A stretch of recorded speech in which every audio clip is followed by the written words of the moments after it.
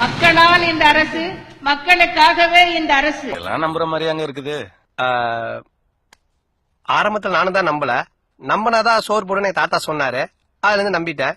நீங்க சாப்பிடுறீங்களா? இல்ல உண்மைதான் நம்புறேன். தெரிஞ்ச புள்ள வாங்க. ஒவ்வொரு துறையை எடுத்துக்கொண்டாலும் நாங்கள் செய்திருக்கின்ற சாதனைகளை சொல்ல வேண்டுமானால் ஒரு துறைக்கு ஒரு நாள் தேவை. எதையாச்சும் சொல்லியா சார்? ஒரு கேன இந்த 5 ஆண்டு காலத்தில் நாங்கள் செய்துள்ள சாதனைகள் முழுவதையும் சொல்லி முடிக்க வேண்டும் என்றால் 36 நாட்கள் நான் பதிலுரை வழங்க வேண்டும். நல்லா இருக்க. எங்களுடைய செயல்பாடு, எங்களுடைய திட்டங்கள் எல்லாமே மக்களுக்காகத்தான். அனைத்து இந்திய அண்ணா திராவிட முன்னேற்ற கழகம் தான் உண்மையான மக்கள் இயக்கம். நல்ல மீன்கள் விற்கப்படும், மத்தவங்க என்ன நொல்ல மீனா விற்கிறாங்க.